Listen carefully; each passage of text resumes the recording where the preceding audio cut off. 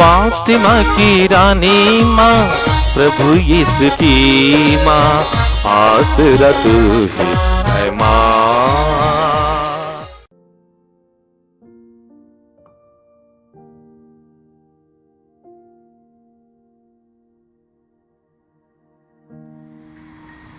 पहला पाठ यूदित का ग्रंथ, अध्याय 13, पद संख्याएं 18 से 20 और अध्याय 15, पद संख्या 9।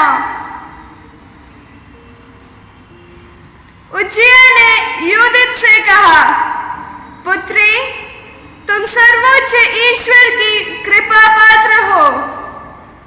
तुम पृथ्वी की सब नारियों में धन्य हो।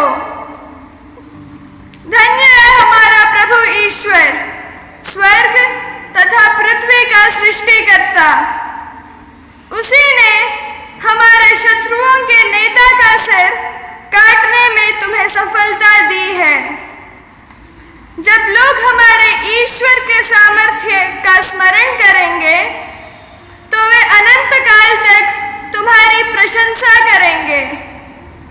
प्रभु तुम्हारी कीर्ति सदा बनाए रखे और तुम्हें आशीर्वाद प्रदान करता रहे, क्योंकि अपनी जाति की दुर्गति देखकर तुमने अपने प्राणों की चिंता नहीं की, बल्कि तुम हमारी विपत्ति दूर करने के लिए हमारे ईश्वर द्वारा निर्दिष्ट मार्ग पर निसंकोच आगे बढ़ी। और सारी जनता बोल उठी, आमीन, आमीन। यूदित के पास आकर सबों ने एक स्वर से उसे आशीर्वाद देते हुए कहा, तुम यरूशलेम की महिमा, इस्राएल का गौरव और हमारी जाति की कीर्ति हो। यह प्रभु की वाणी है। भजन अनुवाक्य। ओफिर के स्वर्ण से विभूषित होकर एक महिला तुम्हारे दाहिने खड़ी है। राजकुमारियां तुम्हारी प्रिय सखियां हैं। ओफिर के स्वर्ण से विभूषित होकर एक महिला तुम्हारे दाहिने खड़ी है। पुत्री, इधर देखो और कान लगाकर सुनो। तुम अपने लोगों को और अपने पिता का घर भूल जाओ। अनुवाक्य। ओफिर के स्वर्ण से विभूषित होकर एक महिला तुम्हारे दाहिने खड़ी है। राजा तुम्हारे सौंदर्य की अभिलाषा करेंगे। वह तुम्हारे स्वामी हैं, उन्हें दंडवत करो। वे भजन गाते हुए उसे ले जाती और राजा के महल में प्रवेश करती हैं। अनुवाक्य। ओफिर के स्वर्ण से विभूषित होकर एक महिला तुम्हारे दाहिने खड़ी है। दूसरा पाठ गलातियों के नाम पत्र, अध्याय 5, पद संख्याएं 13 से 17 तक। भाइयों, आप जानते हैं कि आप लोग स्वतंत्र होने के लिए बुलाए गए हैं। आप सावधान रहें, नहीं तो यह स्वतंत्रता भोग विलास का कारण बन जाएगी। आप लोग प्रेम से एक दूसरे की सेवा करें, क्योंकि एक ही आज्ञा में समस्त संहिता निहित है, और वह यह है, अपने पड़ोसी को अपने समान प्यार करो।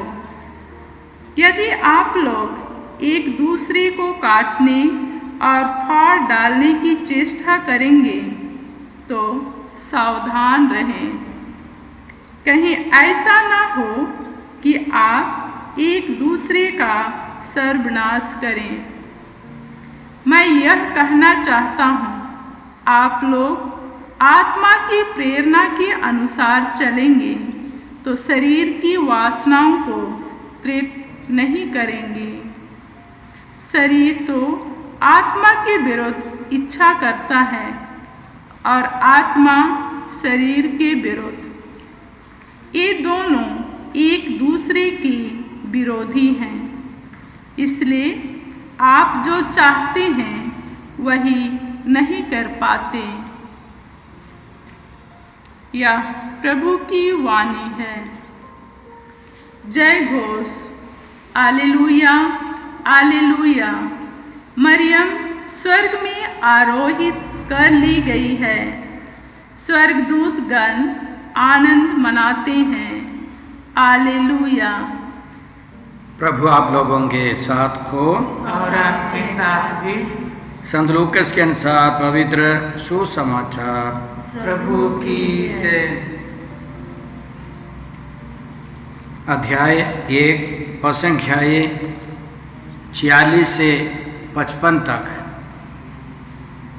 तब मरियम बोल उठी, मेरी आत्मा प्रभु का गुणगान करती है, मेरा मन अपने मुक्तिदाता ईश्वर में आनंद मनाता है, क्योंकि उसने अपनी दीन दासी पर कृपा दृष्टि की है।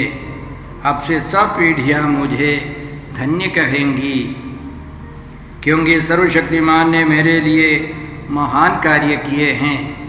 पवित्र है उसका नाम। उसकी कृपा उसके श्रद्धालु भक्तों पर पीढ़ी दर पीढ़ी बनी रहती है। उसने अपना बाहुबल प्रदर्शित किया है। उसने घमंडियों को तितर बितर कर दिया है। उसने शक्तिशालियों को उनके आसनों से गिरा दिया, अधीनों को महान बना दिया है।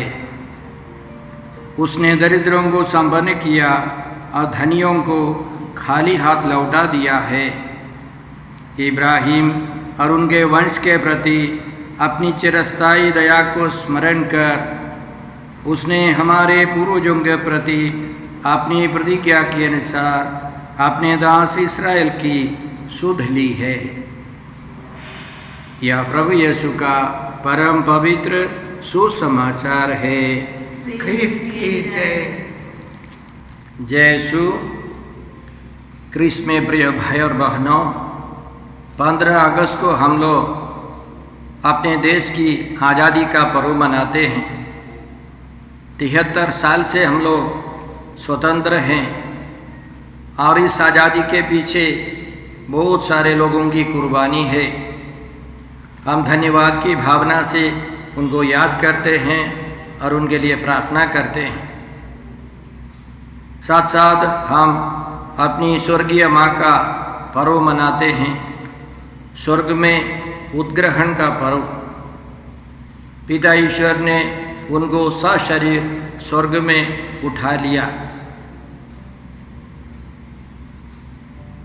आज के दूसरे पाठ में हम लोगों ने सुना, संत पौलुस समझाते हैं कि आप लोग स्वतंत्र होने के लिए बुलाए गए हैं, लेकिन सतर्क रहना है। कारण क्या है?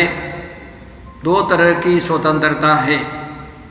एक नकली स्वतंत्रता, जिसके द्वारा हम लोग भोग विलास में चले जा सकते हैं, मार काट, लड़ाई झगड़ा और शोषण अत्याचार के द्वारा हम दूसरों को तकलीफ दे सकते हैं।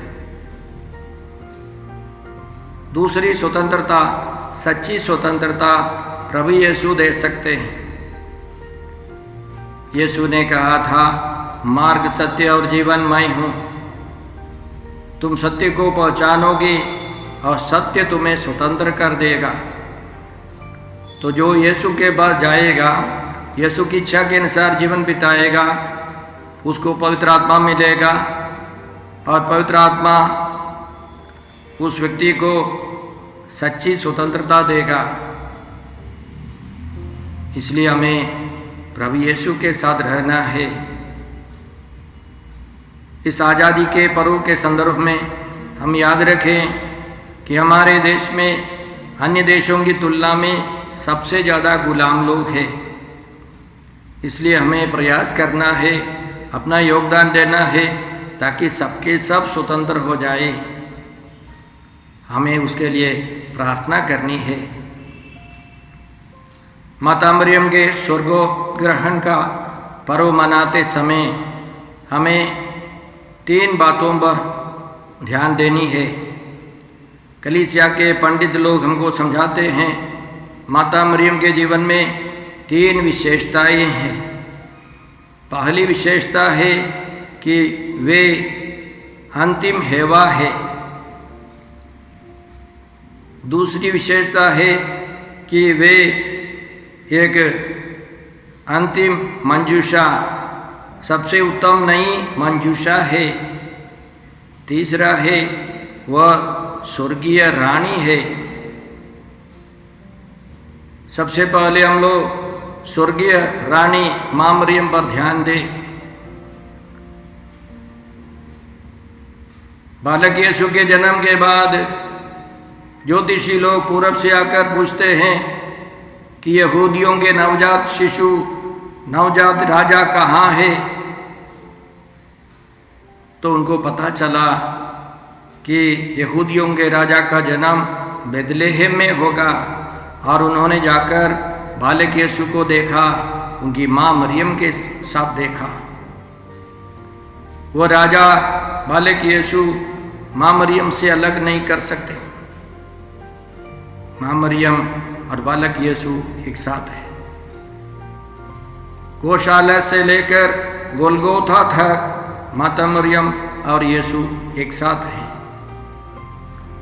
हम लोग ये भी पढ़ते हैं प्रकाशना ग्रंथ अध्याय 1:5 में प्रभु यीशु राजाओं के अधिराज है, तो माँ मरियम रानियों की महारानी है। इस्राएलियों में राजमाता का महत्व था। यह राजा सुलेमान से शुरू है। हम लोग इस प्रकार पढ़ते हैं राजाओं का पहला ग्रंथ अध्याय 2:19 में 19 से 20 तक। जब सुलेमान राजगद्दी पर बैठ गया तो उसकी माँ बेतशेबा राजा सुलेमान के पास अदोनिया के विषय में बात करने आई। तब राजा उठकर उससे मिलने आगे बढ़ा और उसे नमन किया। फिर सिंहासन पर बैठकर राजमाता के लिए भी एक आसन मंगाया, जिससे वह उसके दाहिने बैठ सके। वह कहने लगी, मेरा तुमसे एक छोटा सा निवेदन है, उसे अस्वीकार न करना। राजा ने उसे उत्तर दिया, माँ बताओ ना, क्या चाहती हो, मैं उसे अस्वीकार नहीं करूँगा। तब से इस्राएल में राजमाता ही रानी का स्थान लिया करती थी। तब से राजमाता का बोलबाला है। यदि सुलेमान की माँ ने सुलेमान से बातें की, सुलेमान ने अपनी माता का नमन किया, ये दूसरा सिंहासन बैठाया, तो राजाओं का राजा, प्रभुओं का प्रभु, प्रभु यीशु अपनी माँ की प्रार्थना कितनी गहराई से, कितनी भक्ति से सुनेंगे, अवश्य सुनेंगे। इसके अलावा हम याद करते हैं कि माँ मरियम नए विधान की मंजूषा है। पुराने विधान की मंजूषा के अंदर वो एक बक्सा जैसा था, उसमें हारून की छड़ी थी, पत्थर की 2 पाटियों में ईश्वर का विधान लिखा हुआ था, और उसमें एक सोने के पात्र में मन्ना था। अब वो मालूम नहीं है वह मंजूषा कहाँ चली गई है, लेकिन नए विधान की मंजूषा माता मरियम है। उनके अंदर हारून की छड़ी के बदले पवित्र आत्मा है। स्वर्गीय मन्ना के रूप में प्रभु यीशु है, और 2 पाठियों के रूप में पिता ईश्वर है। परम पवित्र त्रित्व माता मरियम के अंदर निवास करता है। इसके अलावा हम लोग याद करते हैं कि जब वो मंजूषा 3 महीने तक एक व्यक्ति के आंगन में था। उस व्यक्ति को ईश्वर ने विशेष आशीष दी है। हम लोग इस प्रकार पढ़ते हैं, सामुएल के दूसरे ग्रंथ अध्याय 6 पद संख्या 11 से, प्रभु की मंजूषा 3 महीने तक गत के ओबेद एदोम के यहाँ रही। प्रभु ने ओबेद एदोम और उसके परिवार को आशीर्वाद दिया। राजा दाऊद को खबर मिली कि प्रभु ने ईश्वर की मंजूषा के कारण ओबेद एदोम के घर वालों और उसकी संपत्ति को आशीर्वाद दिया है। इसलिए दाऊद गया और ईश्वर की मंजूषा ओबेद एदोम के घर से बड़े आनंद के साथ दाऊद नगर ले गया। वह छालटी का अधो वस्त्र पहने प्रभु के सामने उल्लास के साथ नाचता रहा। उसी प्रकार माता मरियम अपने गर्भस्थ यीशु को लेकर पहाड़ी प्रदेश में जकरियस के घर की ओर आगे बढ़ी। जकरियस के घर में प्रवेश कर उन्होंने एलिजाबेथ का अभिवादन किया।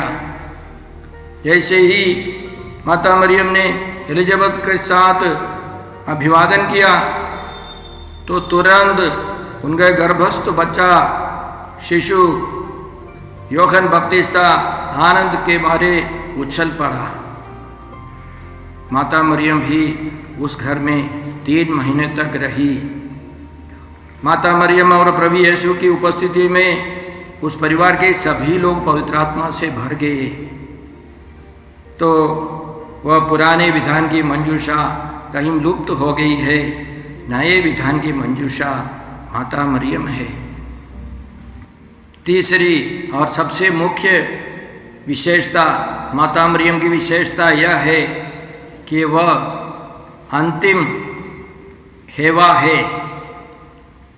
संत पौलुस कुरिन्थियों के नाम पहले पत्र में अध्याय 15 में हमको समझाते हैं कि प्रथम आदम जीवंत प्राणी बन गया और अंतिम आदम प्रभु यीशु जीवंतदायक आत्मा।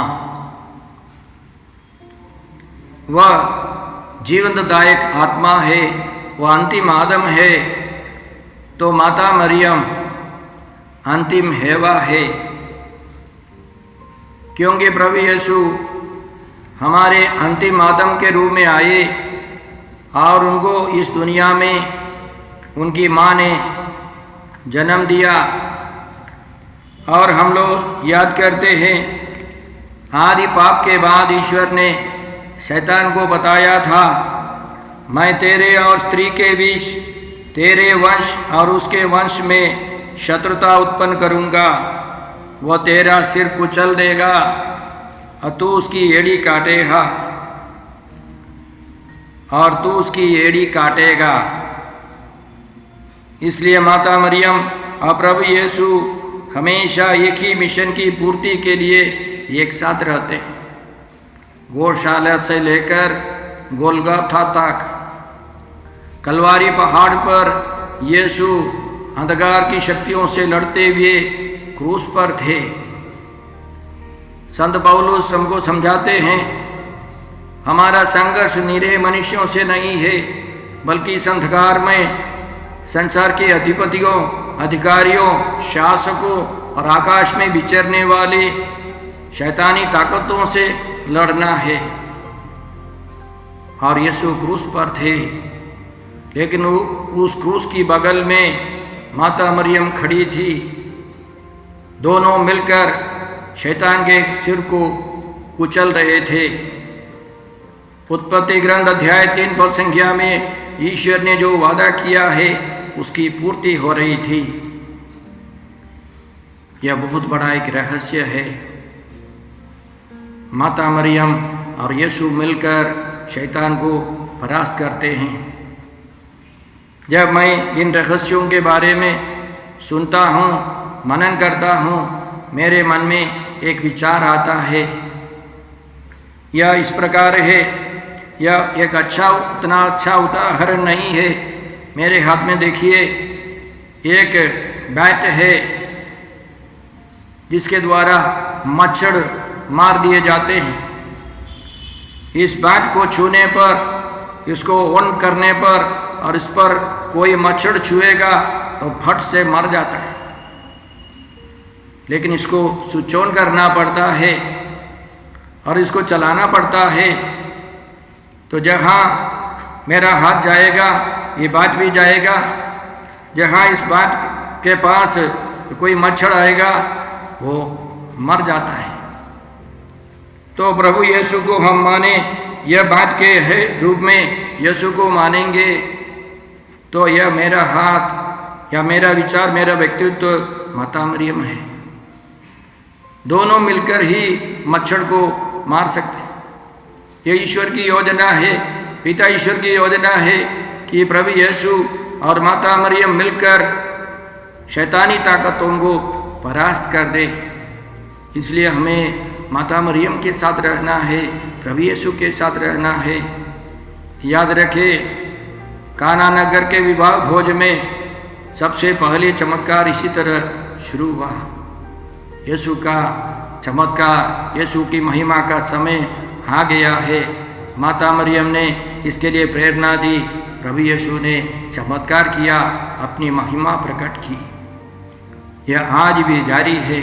शैतान को परास्त करने के लिए यीशु आए हैं, यीशु के साथ माता मरियम है। तो आइए भाई और बहनों, हम लोग प्रार्थना करते हैं कि हम इस महापर्व के अवसर पर प्रभु यीशु के साथ रहें, माँ मरियम के साथ रहें, पिता ईश्वर के साथ रहें, पवित्र आत्मा के साथ रहें और हम सच्ची आज़ादी का अनुभव करते रहें। साथ साथ हम प्रार्थना करते हैं हमारे देशवासियों के लिए कि हम सब सच्ची आज़ादी प्रभु यीशु को स्वीकार करें। हे अब्बा पिता, हमारे देशवासियों को तेरे चरणों में समर्पित कर हम माता मरियम के द्वारा, प्रभु यीशु के द्वारा प्रार्थना करते हैं कि हमारे देश के सभी निवासी सच्ची स्वतंत्रता का अनुभव करें। माता मरियम और प्रभु यीशु उनके जीवन में आकर सभी बंधनों से उनको मुक्त कर दे, शैतानी बंधनों से हम सभी लोग मुक्त रहे।